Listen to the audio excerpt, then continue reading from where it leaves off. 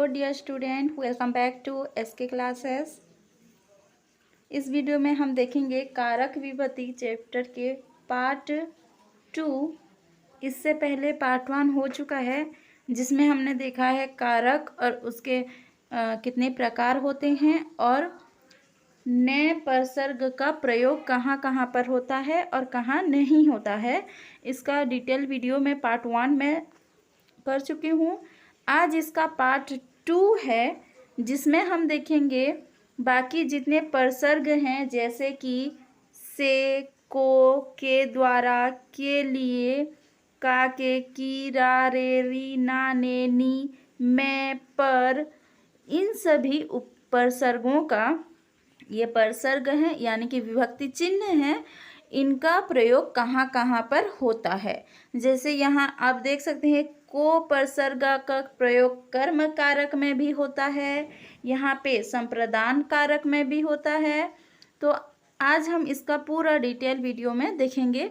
Video थोड़ा लंबा हो सकता है क्योंकि हम इन सारे परसर्गों का प्रयोग करेंगे, कहाँ पर होता है इसका प्रयोग उसको देखेंगे, उसके बारे में जानेंगे। तो वीडियो थोड़ा लंबा हो सकता है, लेकिन वीडियो को एंड तक देखिए क्योंकि तभी आपको समझ में आएगा कि कौन सा परसर्ग लगाना है। जैसे कि अगर मैं यहाँ पे कहूँ लड़के डैश जाना है, यहाँ पे आप कौन सा परसर्ग चिन्ह लगाएंगे इसका जानकारी आप कब करेंगे, जब आप अब इन सभी परसर्गों का प्रयोग अच्छे से जानेंगे। तो यहाँ पे लड़के को जाना है, यहाँ पे अगर मैं लड़के के लिए जाना है कर दूंगी तो जो वाक्य है वो गलत हो जाएगा। हिंदी का जो प्रयोग है हम गलत तरीके से करेंगे अगर हम इन ध्वनियों, इन जो परसर्गों का है इनका प्रयोग अच्छे से ना करें। तो इसीलिए हमें ये पढ़ना बहुत ज़रूरी है। हम नए का प्रयोग पढ़ चुके हैं, आज हम शुरुआत करेंगे को का प्रयोग। कहाँ पर को का प्रयोग होगा चलिए देखते हैं। पहले तो जो कारक है, कौन कौन से कारक में को का प्रयोग होता है चलिए देख लेते हैं। पहले होता है कर्ता कारक में, कभी कभी कर्ता कारक में भी को का प्रयोग हो जाता है, डिटेल्स में नीचे देखेंगे। कर्म कारक में, संप्रदान कारक में, अधिकरण कारक में को का प्रयोग होता है। एक एक करके चलिए देखते हैं। पहले हम देखेंगे कर्ता कारक में को का प्रयोग। तो यहाँ पे कर्ता कारक में कर्ता पद के बाद को का प्रयोग होता है। तो कर्ता कौन है? कार्य को करने वाला या कराने वाला कर्ता होता है।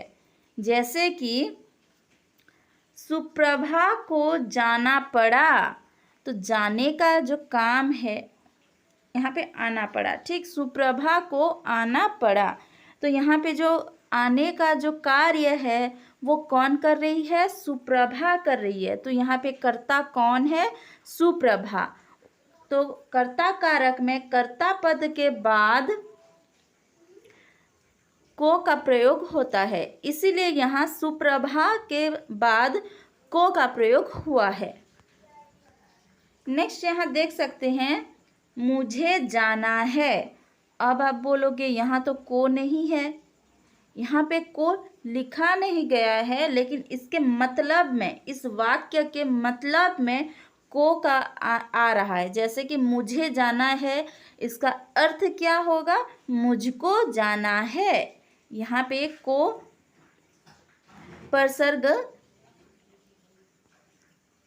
अर्थ की दृष्टि से आया है, ठीक है। जैसे तुम्हें तैरना चाहिए, यहाँ पे भी देखिए लिखा नहीं गया है को, लेकिन इसके अर्थ में को का प्रयोग को आएगा। जैसे तुम्हें तैरना है, तैरना चाहिए, तो कैसे अर्थ में ये हुआ है? तुमको तैरना चाहिए।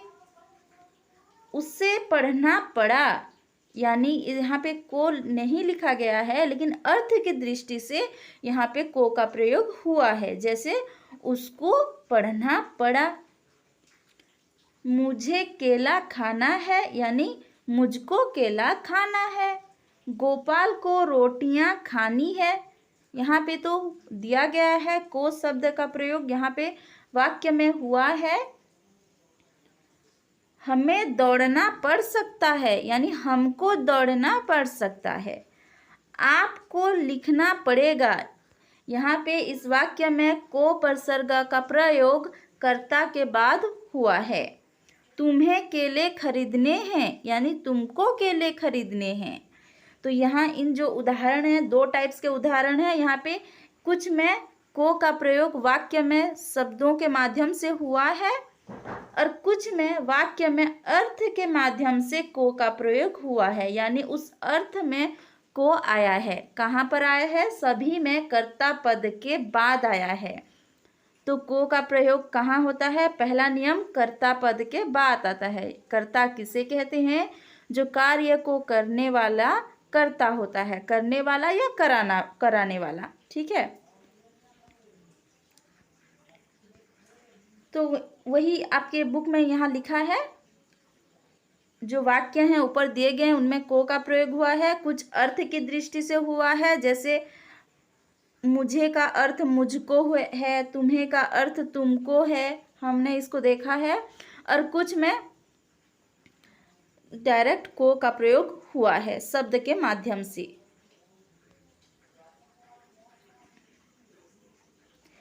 दूसरा है,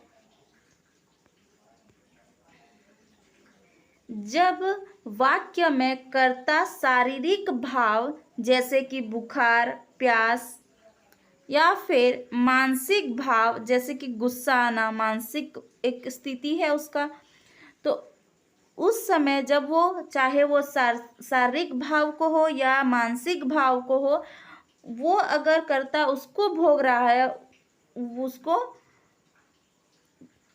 भोग रहा है यानी कि उसके साथ वो हो रहा है, तो क्या होगा? वहाँ पे को का प्रयोग आएगा। और कहाँ पे आएगा? कर्ता के साथ, यानी कर्ता के बाद हम को का प्रयोग करेंगे। कहाँ पर? जहाँ शारीरिक भाव, यानी उसे चाहे बुखार हो, प्यास हो, ज्वर हो या कुछ भी हो, यानी उसकी शारीरिक स्थिति के बारे में बताया जा रहा हो, या फिर कोई मानसिक स्थिति के माने गुस्सा हो या कोई भी मानसिक स्थिति हो, खुश हो या कुछ भी हो, तो वहाँ पे को का प्रयोग होगा। एग्जाम्पल के माध्यम से देखेंगे। बच्चे को बुखार है। यहाँ पे बुखार शारीरिक भाव है, एक शारीरिक स्थिति है, तो वहाँ पे को शब्द का प्रयोग हुआ है। और कहाँ पे हुआ है? कर्ता पद के बाद हुआ है। बच्ची को प्यास लगी। पिताजी को गुस्सा आया। मुझे हिंदी आती है। यहाँ पे मुझे हिंदी आती है अर्थ की दृष्टि से क्या होगा? मुझको हिंदी आती है। तुम्हें याद है, यह याद है, यानी तुमको यह याद है। यहाँ पे अर्थ की दृष्टि से हुआ है। तो अगर हम जनरल में देखेंगे तो यहाँ पे मोटा मोटी देखा जाए तो को शब्द कर्ता कारक में कर्ता के बाद प्रयोग होता है। को उपसर्ग का प्रयोग कर्म कारक में भी होता है। कर्म किसे कहते हैं? क्रिया का फल जिस पर पड़ता है वो कर्म है। जैसे कि यहाँ एग्जाम्पल देखिए, माँ ने बच्चे को दूध पिलाया। यहाँ पे कर्म कौन सा है? यहाँ पे दो कर्म है, बच्चा और दूध। यहाँ पे दो कर्म हैं, एक है प्राणीवाचक, दूसरा है अप्राणीवाचक। बच्चा प्राणीवाचक है ना, और दूध अप्राणीवाचक है। तो यहाँ पे दो कर्म दिए गए हैं, एक तो है प्राणीवाचक और दूसरा है अप्राणीवाचक। ऐसे अगर दो कर्म दिए होंगे एक ही वाक्य में, तो पहले आता है प्राणीवाचक और दूसरे में आता है अप्राणीवाचक। यानी पहले हम ऐसे नहीं करेंगे, माँ ने दूध को बच्चे पिलाया, ऐसे नहीं होगा। पहले प्राणीवाचक कर्म आता है और उसके बाद अप्राणीवाचक कर्म आता है, वो तो अलग बात है। को का प्रयोग अभी हम देख रहे हैं। तो को का प्रयोग जो है, अगर दो कर्म है ना, तो वहाँ पे प्राणीवाचक कर्म के साथ को का प्रयोग होगा। ठीक है, माँ ने बच्चे को दूध पिलाया। यहाँ पे शिक्षक ने छात्रों को पढ़ाया। पढ़ाने का जो काम का क्रिया है उसका फल छात्र पढ़ रहा है ना, तो यहाँ पे छात्र कर्म है। छात्रों को ये कर्म कारक है। कौन सा कारक है? कर्म कारक है। और यहाँ पे प्राणीवाचक कर्म है। छात्र प्राणी है ना, तो प्राणीवाचक कर्म है यहाँ पे, इसीलिए इसके साथ को हुआ है। को परसर्ग का प्रयोग हुआ है। तीसरा प्रश्न है, किसान ने बैलों को खिलाया। जो खिलाने का जो कार्य हो रहा है उसका फल पड़ रहा है बैल पर।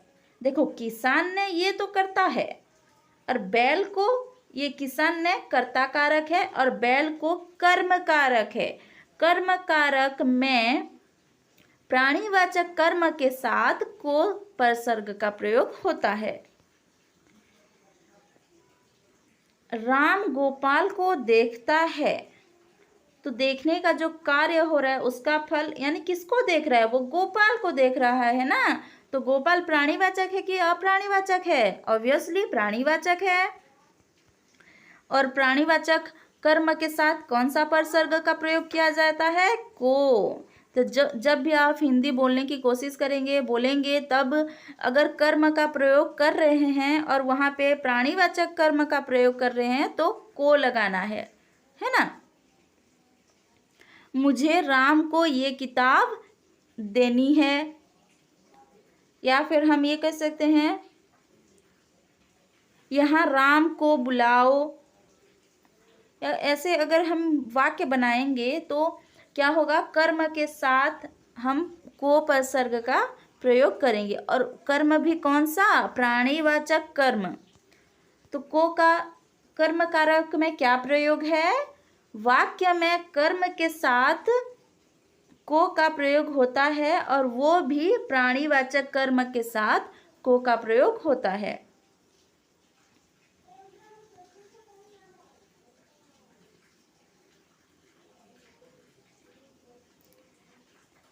कभी कभी अप्राणीवाचक शब्दों के साथ भी को का प्रयोग हम करते हैं, लेकिन कब? जब वो निर्देशकों के द्वारा अधिक बल दिए जाने पर, यानी जो उसका जो बोल रहा है, जैसे हमने यहाँ पे एक एग्जाम्पल ले लिए गए हैं, मुखिया ने इस तालाब को खुदवाया है। मुखिया ने इस तालाब को खुदवाया है। यहाँ पे देखो, जो मुखिया है ना, वो जो तालाब खुदाने का काम किया है, तो वो अधिक बल किसको दे रहा है? तालाब शब्द को। यानी कि यहाँ पे जो बोला जा रहा है इस वाक्य में, उसमें अप्राणीवाचक कर्म का जो महत्व है वो ज़्यादा है। जैसे यहाँ पे मुखिया ने इस तालाब को खुदवाया, यानी हर तालाब की बात यहाँ पे नहीं हो रही है, बस इसी तालाब की बात हो रही है। यानी उस तालाब को जिसकी ओर यहाँ पे निर्देश किया जा रहा है, उस तालाब का अलग महत्व है। यानी यहाँ पे जो तालाब, इस तालाब, यहाँ पे इसकी इस तालाब शब्द की ओर अधिक बल दिया जा रहा है, यानी इसी तालाब को खुदवाया है। समझ में आ रहा है ना?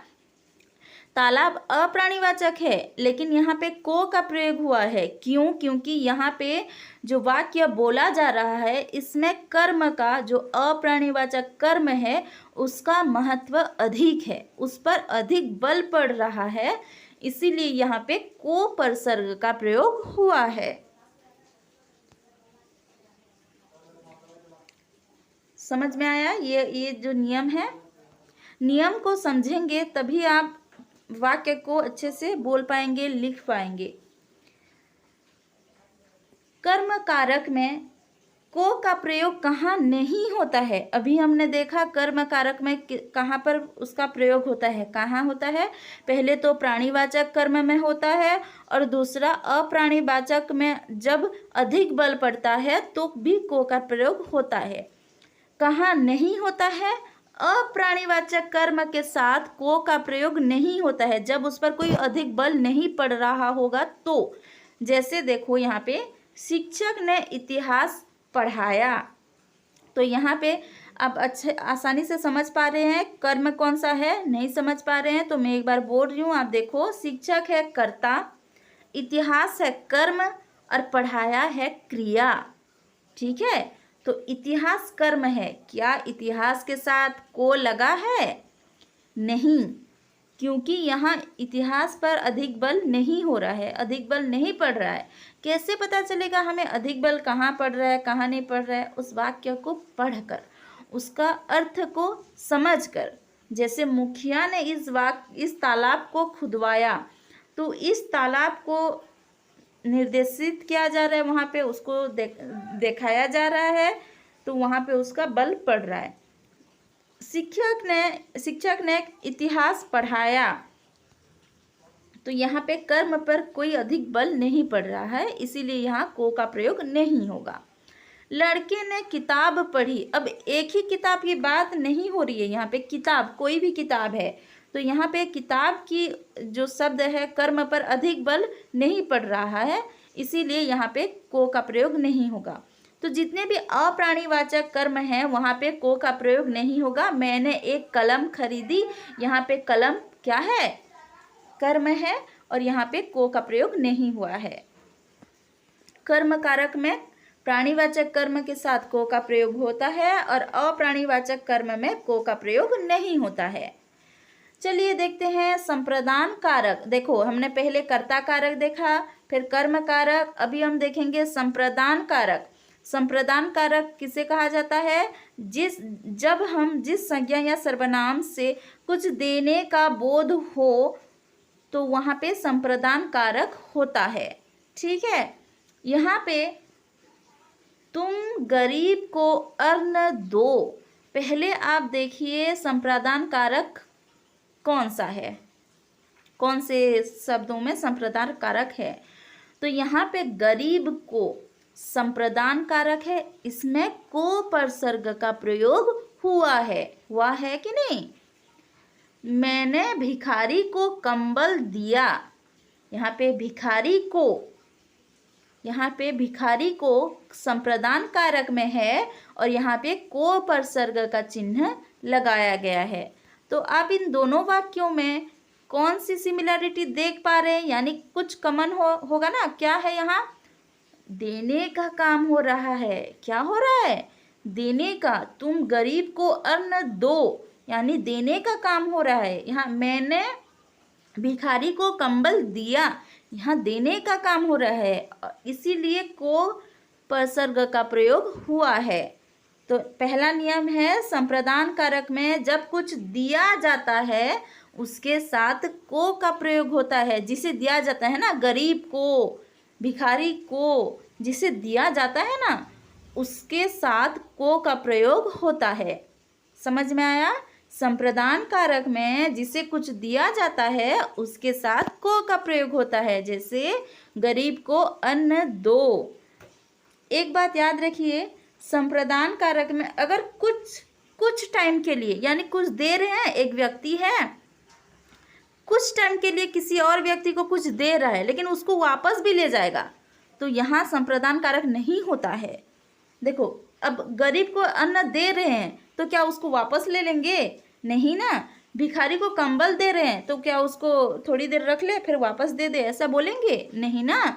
तो जब कुछ देकर वापस आने का, अगर हम जैसे अगर हम धोबी को कपड़े दे रहे हैं और उसको वापस लेंगे ना, उसको धोने के लिए दे रहे हैं, बस धोने के लिए, तो वहाँ पे संप्रदान कारक नहीं होगा। समझ में आया? इस बात को ध्यान रखिएगा, वहाँ संप्रदान कारक नहीं होगा। कब नहीं होगा? जब हम किसी को कुछ दे रहे हैं लेकिन कुछ देर बाद वापस ले लेंगे, तो वहाँ संप्रदान कारक नहीं होगा। कहाँ पे होगा? जब हम उसको संपूर्ण दान कर देंगे, यानी पूरी तरह उसको दे देंगे, तो ही संप्रदान कारक होता है। ठीक है, यहाँ इस पॉइंट ऑफ व्यू से मैंने इसको क्लियर कर दिया है। और जिसे कुछ देंगे ना उसी के साथ को का प्रयोग करेंगे। ठीक है, भिखारी को भिख दो, इस टाइप का। दूसरा है, देखो, हमारे पास खोने को क्या बचा है? हमारे पास खोने को क्या बचा है? यहाँ पे ये जो को शब्द है ना, इसका सही अर्थ वाक्य के अनुसार ये है कि हमारे पास खोने के लिए और बचा ही क्या है। यानी अगर किसी के पास कुछ खोने को और नहीं है, जिसका उसका जितना जो कुछ भी था ना वो खो चुका है, तो वो वही बोलेगा ना, अब क्या बचा है हमारे पास खोने के लिए। तो यहाँ पे को का प्रयोग किस अर्थ में हुआ है? के लिए अर्थ में हुआ है। जैसे देखो, हमारे पास खोने को क्या बचा है, इसका सही अर्थ जो है वो क्या है? हमारे पास खोने के लिए और बचा ही क्या है, यानी कुछ नहीं बचा है। तो को का अर्थ के लिए हुआ है। दूसरा देखिए, अब हम नहाने को कहाँ जाएंगे? अब हम नहाने को कहाँ जाएंगे, यानी कि अब हम नहाने के लिए कहाँ जाएंगे। नहाने को का अर्थ क्या है? नहाने के लिए। अब हम नहाने के लिए कहाँ जाएंगे? तो यहाँ पे को का अर्थ के लिए हो रहा है। मेरे पास खोने को रोटी भी नहीं है, यानी मेरे पास खोने के लिए रोटी भी नहीं है। तो यहाँ भी को का अर्थ क्या है? के लिए अर्थ में प्रयोग हुआ है। तो जब भी वाक्य में के लिए के अर्थ में को का प्रयोग कर सकते हैं। संप्रदान कारक में क्या है, अब हम जो के लिए अर्थ में को का प्रयोग कर सकते हैं, जैसे यहाँ पे और यहाँ पे के लिए अर्थ में को का प्रयोग हुआ है। तो क्वेश्चन ये आ सकता है कि के लिए परसर्ग के अर्थ में कौन सा परसर्ग का प्रयोग होता है, या के लिए के अर्थ में कौन सा परसर्ग चिन्ह का प्रयोग किया जा सकता है। तो उत्तर होगा को। या फिर उल्टा भी ऐसे क्वेश्चन आ सकता है कि को का प्रयोग किस अर्थ में हो सकता है, के लिए अर्थ में हो सकता है। ठीक है, नेक्स्ट देखेंगे। नमस्कार, सलामी, आदर, धन्यवाद, शुभकामना, आशीर्वाद, बधाई, प्यार, श्रद्धांजलि, ये सब आपको अर्थ तो मालूम ही है। इन सभी शब्दों के योग से को आता है। यानी अगर हम किसी को नमस्कार कर रहे हैं, सलामी दे रहे हैं, आदर कर रहे हैं, धन्यवाद उसको बता रहे हैं, धन्यवाद कर रहे हैं, उसको शुभकामना दे रहे हैं, आशीर्वाद दे रहे हैं, बधाई दे रहे हैं, उस वहाँ पे को का प्रयोग होगा। किस प्रकार होगा, चलिए उदाहरण के माध्यम से देखते हैं। गुरु जी को नमस्कार। यहाँ पे देखो, कहाँ पे गुरु जी को नमस्कार, यहाँ पे नमस्कार किया जा रहा है ना, इसके योग से को हुआ है। बच्चे को बहुत बहुत प्यार, जन्म दिवस पर आपको शुभकामनाएं, सहायता के लिए आपको अशेष धन्यवाद। को का प्रयोग यहाँ पे हुआ है ना, आपको। तो यहाँ पे किसके योग से को का प्रयोग होता है? इन सभी के योग से को का प्रयोग होता है। ये था संप्रदान कारक में। जैसे यहाँ पे आप बोलोगे ये सभी वाक्य कैसे संप्रदान कारक हुए, तो नमस्कार करोगे तो उसको नमस्कार जो है वो जो भाव है उसको व्यक्त करेंगे, उसको गुरु जी को नमस्कार कर रहे हैं ना, उनको वही जो सम्मान है वो दे रहे हैं। तो यहाँ देने के अर्थ में है, लेकिन वो कुछ चीज़ नहीं है, ये एक भाव है, एक इसको क्या कह सकते हैं हम, एक शिष्टाचार है हमारा। ठीक है, कि हम उसको नमस्कार कर रहे हैं, उसको बहुत बहुत प्यार, यानी उसको प्यार दे रहे हैं। तो यहाँ ये भी संप्रदान कारक में आएगा। चलिए देखते हैं अधिकरण कारक में को परसर्ग का प्रयोग कहाँ होता है। तो अधिकरण कारक में आपको एक बार और याद दिला देती हूँ, जिस संज्ञा या सर्वनाम के जिस रूप से समय का या स्थान का बोध हो, वहाँ पे को का अधिकरण कारक होता है। संज्ञा या सर्वनाम के जिस रूप से स्थान या फिर समय का बोध हो, वहाँ पे अधिकरण कारक होता है। जैसे यहाँ देखो, तुम इतवार को हमारे घर पर आओ, तुम इतवार को हमारे घर पर आओ। यहाँ पे अधिकरण कारक कहाँ पे है? देखो किस जो शब्द से तुम्हें कोई स्थान या समय इस टाइप का बोध हो रहा है? इतवार। इतवार को, यहाँ पे इतवार को अधिकरण कारक में है और यहाँ कौन सा परसर्ग चिन्ह लगा है? को परसर्ग चिन्ह लगा है। जैसे नवंबर 14 तारीख को बाल दिवस मनाया जाता है, चिल्ड्रन डे, ठीक है, जो चिल्ड्रन से होती है वो बाल दिवस हिंदी में। तो कब मनाया जाता है? नवंबर 14 तारीख को बाल दिवस मनाया जाता है। तो यहाँ पे अधिकरण कारक कौन सा है? नवंबर 14 तारीख। और कौन सा परसर्ग लगा है? को परसर्ग लगा है। मैं दोपहर को अवश्य पहुंच जाऊंगा। तो यहाँ पे दोपहर समय सूचक है ना, समय सूचक शब्द है। यहाँ पे दोपहर को जो है वो अधिकरण कारक में है और यहाँ पे को परसर्ग चिन्ह का प्रयोग हुआ है। तो यहाँ देखो इतवार, नवंबर 14 तारीख, ये जो दोपहर, ये सभी कालवाचक शब्द हैं कि नहीं? समय को सूचित कर रहे हैं कि नहीं? तो कालवाचक शब्द जो है वो समय को सूचित करता है।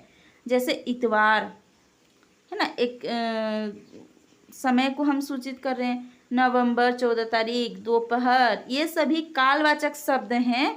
और कालवाचक शब्दों के साथ क्या आया है? को। तो नियम क्या है? अधिकरण कारक में कालवाचक शब्दों के साथ को का प्रयोग होता है। दूसरा है, देखिए पहले एग्जाम्पल देखते हैं। थोड़ा आगे जाकर फिर बाएं को मुड़ो, मुड़ जाना।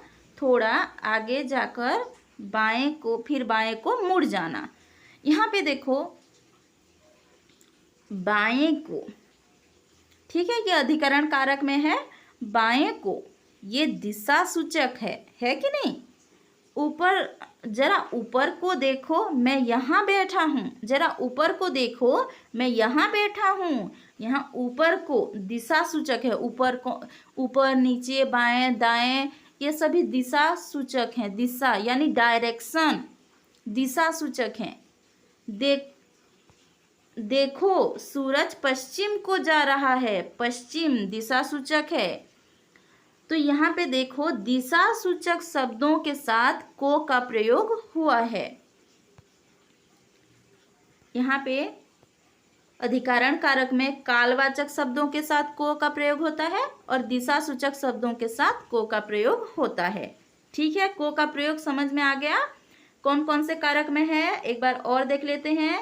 कर्ता कारक में है, ठीक है, कर्ता कारक, सॉरी ये कर में है और ऊपर थोड़ा यहाँ पे है। कर्ता कारक में है, कर्ता के बाद को का प्रयोग होता है। कर्म कारक में जो प्राणीवाचक कर्म है उसके साथ को का प्रयोग होता है। और अप्राणीवाचक पर अगर अधिक बल पड़े तो वहाँ पे को का प्रयोग होता है। कहाँ नहीं होता है? अप्राणीवाचक कर्म के साथ को का प्रयोग नहीं होता है। संप्रदान कारक में को का प्रयोग होता है। कुछ, जिसे कुछ दिया जाएगा उसके साथ। के लिए अर्थ में या नमस्कार, सलामी, प्यार, आशीर्वाद, इस अर्थ, इसके साथ। अधिकरण कारक में कालवाचक और दिशासूचक शब्दों के साथ को का प्रयोग होता है। आई होप आपको ये को का प्रयोग अच्छे से समझ में आ जाएगा। को क्या है? परसर्ग चिन्ह, विभक्ति चिन्ह है। चलिए देखते हैं, नेक्स्ट है के लिए परसर्ग का प्रयोग। तो जो के लिए है वो संप्रदान कारक में प्रयोग किया जाता है। पहले हमने देखो के लिए के अर्थ में कभी कभी को का भी प्रयोग हो जाता है और कभी कभी के लिए, मेन जो इसका परसर्ग चिन्ह है के लिए। जैसे कि पिताजी ने बहू के लिए एक अंगूठी खरीदी। यहाँ पे उन्होंने अंगूठी खरीदी किसके लिए? बहू के लिए। किसके लिए? बहू के लिए। यहाँ पे बहू के लिए संप्रदान कारक है, यहाँ के लिए परसर्ग चिन्ह का प्रयोग हुआ है। समझ में आया? नेक्स्ट है मैं अपने लिए जूते खरीदूंगा। यहाँ पे अपने लिए यानी कि ये के लिए का है ना, के लिए लगा है अपने के साथ, इसीलिए अपने लिए हुआ। मोहन पढ़ने शहर जाता है, लेकिन ये इसका अर्थ हम देखेंगे तो क्या होगा, मोहन पढ़ने के लिए शहर जाता है। और वाक्य सही भी है, अगर आप के लिए के साथ भी लिखते हैं ना इस वाक्य को तो वाक्य शुद्ध होगा। ठीक है, मोहन पढ़ने के लिए शहर जाता है। तो यहाँ पे देखो क्या समझ में आया, संप्रदान कारक में के लिए उपसर्ग चिन्ह का प्रयोग होता है। और कब होता है, जब किसी उद्देश्य के अर्थ में या किसी प्रयोजन के अर्थ में। देखो बहु के लिए, अपने लिए, ये जो किसी एक प्रयोजन माने किसी को कुछ, किसी के लिए हम कुछ कर रहे हैं, है ना, चाहे वो अपने लिए या चाहे वो बहू के लिए हो, वो कुछ कार्य हो रहा है। दूसरा है पढ़ने के लिए, ये उद्देश्य के अर्थ में है, यानी वो पढ़ने के उद्देश्य से शहर जाता है। ठीक है, तो संप्रदान कारक में के लिए का प्रयोग होता है जब प्रयोजन या उद्देश्य के अर्थ में हो तो के लिए का प्रयोग करेंगे। ये क्वेश्चन में आपका ये आएगा, ऐसे डिफिकल्ट नहीं आएगा कि प्रयोजन अर्थ में क्या होगा, आपका ये आएगा कि के लिए परसर्ग किस कारक में प्रयोग किया जाता है, या संप्रदान कारक में विभक्ति चिन्ह कौन सा होता है, संप्रदान कारक में परसर्ग कौन सा लगता है। ये ऐसे क्वेश्चन आ सकते हैं, या फिर ऐसे होगा पूरा सेंटेंस दिया जाएगा, इसमें कारक चिन्ह बताइए, कारक क्या है बताइए, तो आप आसानी से समझ जाएंगे। जैसे मैं अपने लिए जूते खरीदूंगा, ये एक वाक्य आया, कारक बताइए, यहाँ अपने लिए पे अंडरलाइन होगा तो कारक बताइए। तो के लिए परसर्ग लगा है ना इसमें, तो आप सोचोगे कि के लिए परसर्ग किस कारक में लगता है, संप्रदान कारक में लगता है, तो आंसर होगा संप्रदान कारक। तो अब वाक्य से कारक पहचानने का जो क्वेश्चन आता है ना उस टाइप का, उसमें परसर्ग एक महत्वपूर्ण भूमिका लेती है वहाँ पे उस समय। ये था के लिए का जो के लिए परसर्ग है उसका प्रयोग। अगर आप नीचे भी और पढ़ेंगे तो वीडियो बहुत ही लंबा हो जाएगा, 1 घंटे 1.5 घंटे का हो जाएगा, तो इसीलिए मैं इस वीडियो को यहीं तक ही कर रखती हूँ। आगे हम सेब का प्रयोग, का, के, की, रा, रे, री, इन सभी बाकी जितने परसर्ग चिन्ह है ना उन सभी का प्रयोग पढ़ेंगे नेक्स्ट वीडियो में। इसका पार्ट 3 भी आएगा तो उसमें हम देखेंगे, क्योंकि ये चैप्टर बहुत लंबा है और एक एक करके समझना उसके लिए ज़रूरी है इस चैप्टर के लिए। तो यहाँ पे पार्ट 3 में हम बाकी जितने बचे हैं उसको कवर करेंगे, पार्ट 2 में बस इसी के लिए। चलिए एक समरी करके देख लेते हैं क्या पढ़ा है आज हमने। तो आज हमने पढ़ा है को का प्रयोग और उसके साथ साथ के लिए का प्रयोग। ठीक है, नेक्स्ट वीडियो में हम बाकी सभी परसर्गों का पढ़ेंगे। अगर वीडियो पसंद आया है तो वीडियो को लाइक कीजिए और ज़्यादा से ज़्यादा अपने दोस्तों के साथ शेयर कीजिए। जो आपका हाफ ईयरली एग्ज़ाम आने वाला है इसमें ये यहाँ से क्वेश्चन आएगा ही आएगा कि यहाँ पे आपको सही परसर्ग लगाना है, सही कारक बताना है और उसका विभक्ति चिन्ह बताना है। ये सभी क्वेश्चन आएगा ही आएगा, इसीलिए आप इसमें वीडियो को ज़्यादा से ज़्यादा अपने दोस्तों के साथ शेयर कीजिए। अगर चैनल पे नए हैं तो चैनल को सब्सक्राइब करके नोटिफिकेशन बेल ऑन कीजिए, ताकि इसका पार्ट 3 उसके साथ साथ अभ्यास, उसके साथ नेक्स्ट चैप्टर, ये सभी के नोटिफिकेशन आप तक पहुंच जाएगा। Thank you.